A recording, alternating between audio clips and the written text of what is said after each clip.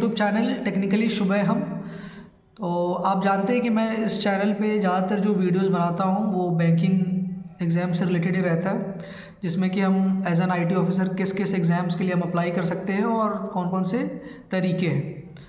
तो मैंने बहुत सारे एग्ज़ाम्स के बारे में डिस्कस ऑलरेडी किया हुआ है, बट आज जो है ये थोड़ा सा डिफरेंट है। ये नोटिफिकेशन है इंडियन नेवी के द्वारा, जो कि ये सिलेक्शन कर रहे हैं आईटी ऑफिसर के लिए।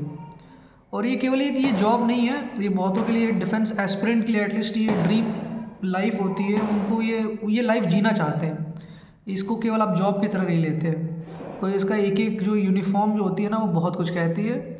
और उस यूनिफॉर्म को पाने के लिए डिफेंस एस्पिरेंट्स कितनी मेहनत करते हैं वो शायद मैं अच्छे से समझ सकता हूँ। और जो इस चीज़ के लिए प्रिपरेशन कर रहे हैं एज ए डिफेंस एस्पिरेंट, जो भी हैं जो प्रिपरेशन कर रहे हैं, वो जानते हैं कि ये। तो इसीलिए मैं इसमें बात करना चाहता हूँ कि ये बाकी एग्ज़ाम्स में ऐसे होता है, रिटन हो गया, इंटरव्यू हो गया, ये डायरेक्ट एंट्री है। तो जिन्होंने बीटेक किया हुआ है कंप्यूटर साइंस में, आईटी में, और इसके अलावा एमसीए भी इसमें एलिजिबल होते हैं। मैं बाकी एलिजिबिलिटी के बारे में डिस्कस करूँगा आगे।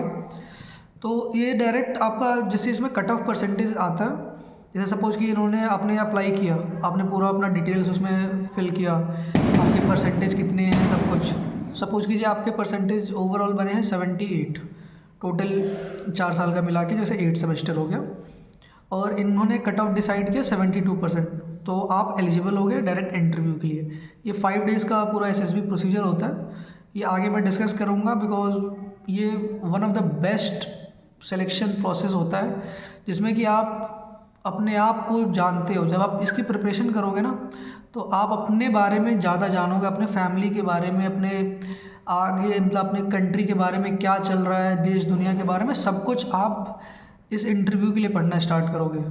तो ये केवल ये सिलेक्शन ही नहीं देता है, एक आपको एक अच्छा इंसान भी बनाता है। तो आप अगर आप इस चीज़ के लिए एलिजिबल हैं और आप इस एग्ज़ाम में अप्लाई करना चाहते हैं और इंटरव्यू देना चाहते हैं, तो ऑब्वियसली आप इसके लिए एक बार एटलीस्ट मेरे कहने पे एक बार जो कैंडिडेट फिट है और जो देना चाहते हैं, एक बार पक्का से इसको अप्लाई करें। एंड आप वहाँ पे जब जाओगे एसएसबी के लिए, जब आप क्लियर हो जाएगा आपका ये कट ऑफ परसेंटेज क्लियर होता है, आप एसएसबी जाओगे, भले आपका सिलेक्शन हो या रिजेक्शन हो, आप मेरे को थैंक यू बोलोगे। क्योंकि ये जो एक ये प्रोसेस होता है ना, ये it is a beautiful process. आप इसको एक जियोगे, हिंदी टर्म में बोल रहा हूँ, आप इसको केवल एग्ज़ाम के तौर पे नहीं देखोगे मुझे क्लियर करना है। तो ये चीज़ें हैं, बहुत चीज़ें हैं मेरे अंदर, इस चीज़ को मैं डिस्कस कर सकता हूँ, बट अपने पॉइंट पे आते हैं कि इसकी जो एलिजिबिलिटी है वो क्या है। तो जैसे कि मैंने बताया, मैंने अपने पास इसका नोटिफिकेशन खोल रखा है। तो ये जो है, पहले तो जो डेट ऑफ ओपनिंग है एप्लीकेशन कब से स्टार्ट हो रहा है, ये 29 दिसंबर से स्टार्ट हो रहा है, और ये लास्ट डेट है 10 जनवरी 2025। तो आप देख सकते हैं, आप इसमें जो जो एलिजिबल होंगे आगे डिस्कस कर रहा हूँ, आप अप्लाई करना याद से। और इसमें टोटल जो है 15 सीट्स है। सीट्स इसमें आप ये देखोगे कि 15 सीट्स है, बट आप मानेंगे नहीं, अगर आपके अंदर वो ऑफिसर लाइक क्वालिटीज़ है और आप एसएसबी में क्लियर हो जाते हो, तो आप इसमें मेरिट आउट नहीं होंगे। अगर वो 15 की जगह 20 को लेना होगा, 20 को सेलेक्ट करेंगे, या फिर ये 15 की जगह ये 5 भी लेके 10 सीट जो होंगे वो एम्प्टी चले जाएंगे। बिकॉज उनके अंदर वो एलक्यूज़ देखने होते हैं, वो एसएसबी के थ्रू वो फ़िल्टर आउट करते हैं कैंडिडेट्स को। अगर वो चीज़ आपके अंदर है तो यू विल बी इन। तो अब बात करते हैं इसका, जो पहले तो एज जो क्राइटेरिया है, तो जो कैंडिडेट्स 2 जुलाई 2000 से लेके 1 जनवरी 2006 के बीच में लाई करते हैं, इसके बीच में उनका जन्म हुआ है, तो इसके लिए एलिजिबल है।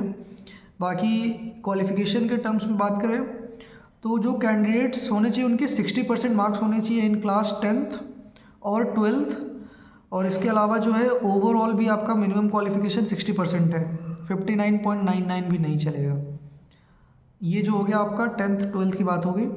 बाकी इसके अलावा जो आपका एमएससी किया है जिन्होंने, या फिर बीई बीटेक कंप्यूटर साइंस में, या फिर आईटी में, या फिर आजकल तो बहुत सारे कंप्यूटर साइंस में भी अलग अलग डोमेन्स हो गए हैं, जैसे software system, cyber security system administration. तो जो भी मतलब सीएस से रिलेटेड है, वो अगर इनका बीटेक है, बीई है, एमएससी है, वो भी अप्लाई कर सकते हैं। और एमसीए भी एलिजिबल है, एमसीए विद बीसीए या फिर बीएससी। अगर किसी ने बीएससी किया है या फिर बीसीए किया, उसके बाद एमसीए जिन्होंने कर लिया है, वो इसके लिए एलिजिबल है। वो भी कंप्यूटर साइंस आईटी में ही होना चाहिए, बीएससी जो है आईटी में ही होना चाहिए या सीएस में। अब ये नहीं कि आपने बीए किया है और बीए के बाद एमसीए कर लिया और इसमें अप्लाई नहीं कर सकते उस तरीके से। तो मैंने टोटल वैकेंसी बताई दी है, और ये बोथ जेंडर के लिए, मेन एंड वुमेन दोनों के लिए, ऐसा नहीं है कि केवल ये मेल के लिए है, फीमेल के लिए नहीं है। तो both are eligible for this. और डेट ऑफ सबमिशन मैंने बता ही दिया। ऑनलाइन एप्लीकेशन जो होगा वो 29 दिसंबर से स्टार्ट होगा और ये 10 जनवरी 2025 तक चलेगा। बाकी मैंने जो क्राइटेरिया बताया कि आपका डायरेक्ट जो आप अप्लाई करोगे जब joinindiannavy.com पे जाके, तो वहाँ पे आपका पूरा एप्लीकेशन का पोर्टल खुलेगा, वहाँ पे एक एक डिटेल्स डालोगे।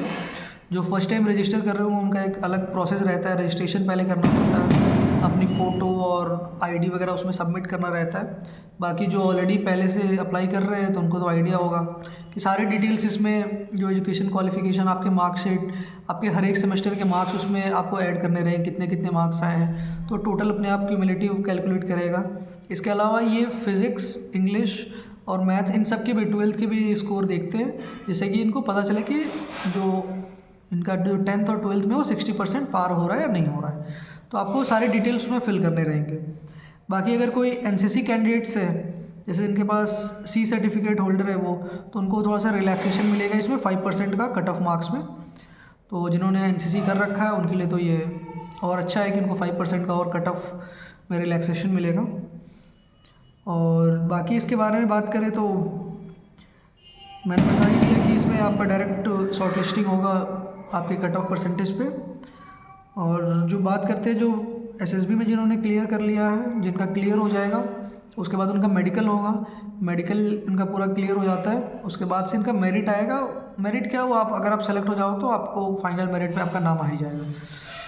तो ये पूरा प्रोसेस है इसका। और जो फर्स्ट टाइम एसएसबी देने जाएंगे उनके लिए, जैसे फर्स्ट टाइम आपका समझ लीजिए जैसे एनएसबी आपको कोलकाता मिल गया है, फिर एनएसबी मतलब हो गया नेवल सिलेक्शन बोर्ड, तो या फिर विशाखापट्टनम मिल गया, या फिर बेंगलुरु मिल गया आपको बोर्ड, वहाँ पे एसएसबी के लिए जाना है। ये टोटल 5 डेज़ का प्रोसीजर होता है। अगर आप फर्स्ट टाइम जा रहे हो तो उनको फ्रेशर बोलते हैं।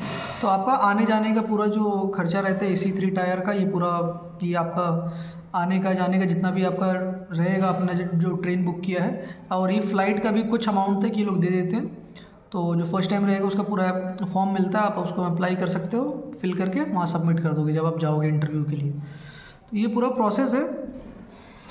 और इसमें जो बात करें, इसमें जो आपका प्रोबेशन का रहता है, तो जो प्रोबेशन पीरियड जो है IT ऑफिसर का, ये 2 इयर्स का है। और इसमें आपकी जो रैंकिंग स्टार्ट होगी वो सब लेफ्टिनेंट से होगी। और कोई भी अगर उसमें कोई दिक्कत आती है और या फिर प्रॉब्लम आप ट्रेनिंग के द्वारा, मतलब जो प्रोबेशन जो पीरियड रहेगा उसमें कोई दिक्कत हो रही है आपकी, तो उसमें आपको टर्मिनेट भी किया जा सकता है। तो आप अपने जो भी परफॉर्मेंस वहाँ पे होंगे, जो भी ट्रेनिंग रहेगी या फिर जो भी आपको काम मिलेगा वो अच्छे से करना रहेगा। और ये तो लिखा जाता है, बट अगर आप वहाँ तक सिलेक्शन ले रहे हो तो ऑब्वियसली आप प्रोबेशन भी क्लियर कर लोगे। It's not a big deal. But हाँ, आपको थोड़ा फिजिकली भी फिट होना रहेगा इसके लिए, मेंटली ऑब्वियसली, क्योंकि ये नॉर्मल जॉब नहीं है। ये 9 to 5 डेस्क पे बैठने वाला जॉब नहीं है। यहाँ पे बहुत चीज़ें रहती है। ये इंडियन सिक्योरिटी से रिलेटेड बहुत चीज़ें, आप IT में जाओगे तो बहुत, क्योंकि आज के समय सब कुछ डेटा है और साइबर वॉर की तरफ हम बढ़े जा रहे हैं। तो हमारा एक डिफेंस सिस्टम को आप लीड करोगे आगे चल के, तो ऑब्वियसली आप उसमें अपनी रिस्पॉन्सिबिलिटी अच्छे से निभाओगे ही। तो ये पूरा हो गया। बाकी मैंने इसमें पे अलाउंस भी वही जो है, बेसिक पे इसका स्टार्ट होता है 56,100 से, और बाकी और फैसिलिटीज़ नेवी में, आर्मी में, एयरफोर्स में फैसिलिटीज़ बहुत अच्छे हैं। कैंटीन फैसिलिटी हो गया, क्वार्टर हो गया, आपको LTC मिलता है, बहुत कुछ इसमें है। तो फैसिलिटीज़ की तो आप बात ही छोड़ दो। और ऊपर से सबसे बड़ी चीज़ एक रॉयल लाइफ रहती है। आप जो यूनिफॉर्म जब पहनोगे तो वो एक अलग उसका क्रेज़ रहता है।